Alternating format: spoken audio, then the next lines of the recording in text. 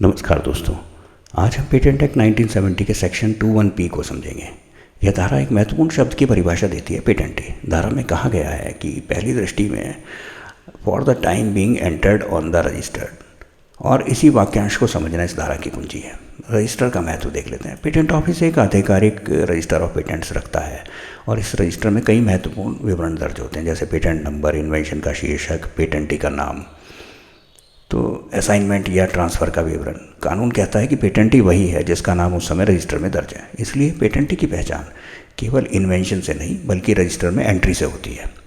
For the time being का अर्थ परिभाषा में लिखा है for the time being entered on the register. इसका अर्थ है कि पेटेंटी की स्थिति स्थायी नहीं होती। यदि पेटेंट किसी व्यक्ति को ग्रांट हुआ था लेकिन बाद में उसे किसी अन्य व्यक्ति या कंपनी को ट्रांसफ़र कर दिया गया तो नया स्वामी पेटेंटी बन जाएगा, बशर्ते कि उसका नाम रजिस्टर में दर्ज हो। तो इस प्रकार पेटेंटी की पहचान वर्तमान समय में रजिस्टर में दर्ज नाम से होती है। परिभाषा में दो शब्द आते हैं, ग्रांटी और प्रॉपराइटर। इन दोनों के बीच अंतर समझना बहुत आवश्यक है। ग्रांटी वह व्यक्ति है जिसे प्रारंभ में पेटेंट ग्रांट किया गया, लेकिन समय के साथ पेटेंट की ओनरशिप बदल सकती है। तो यदि पेटेंट असाइनमेंट, लाइसेंस या ट्रांसमिशन के माध्यम से किसी और को स्थानांतरित हो जाए तो वह व्यक्ति प्रॉपराइटर कहलाता है। तो इस तरह से पेटेंटी या तो ओरिजिनल ग्रांटी हो सकता है या वर्तमान प्रॉपराइटर। इन्वेंशन और पेटेंटी के बीच का अंतर समझना बहुत आवश्यक है। इन्वेंटर और पेटेंटी हमेशा एक ही व्यक्ति नहीं होते। इन्वेंटर वह व्यक्ति है जिसने इन्वेंशन की है, लेकिन पेटेंटी वह व्यक्ति है जिसे उस इन्वेंशन पर कानूनी अधिकार प्राप्त है। कई बार ऐसा होता है कि इन्वेंटर अपने पेटेंट राइट्स किसी कंपनी को असाइन कर देता है या एम्प्लॉयर को इन्वेंशन का अधिकार प्राप्त हो जाता है। तो ऐसी स्थिति में कंपनी पेटेंटी बन सकती है। अब एक व्यावहारिक उदाहरण ले लेते हैं कि यदि किसी पेटेंट का स्वामित्व किसी कंपनी के पास है और रजिस्टर में कंपनी का नाम दर्ज है तो पेटेंटी कौन होगा? तो इसका उत्तर है कि वही कंपनी होगी। तो कानून के लिए महत्वपूर्ण यह है कि रजिस्टर में किसका नाम दर्ज है।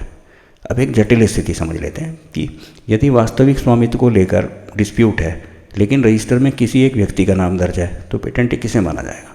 तो कानून की दृष्टि में जब तक रजिस्टर में परिवर्तन नहीं किया जाता तब तक वही व्यक्ति पेटेंटी माना जाएगा जिसका नाम रजिस्टर में दर्ज है। इसका कारण क्या है कि register prima facie evidence of title माना जाता है।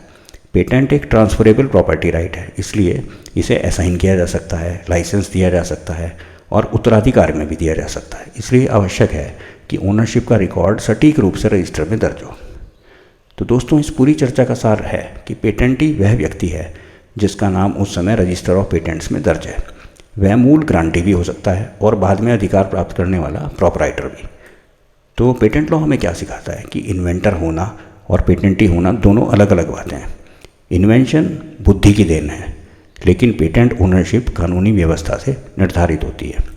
इसलिए जब तक रजिस्टर में संशोधन न हो वही व्यक्ति पेटेंटी माना जाएगा जिसका नाम रजिस्टर में विधिवत दर्ज है। धन्यवाद।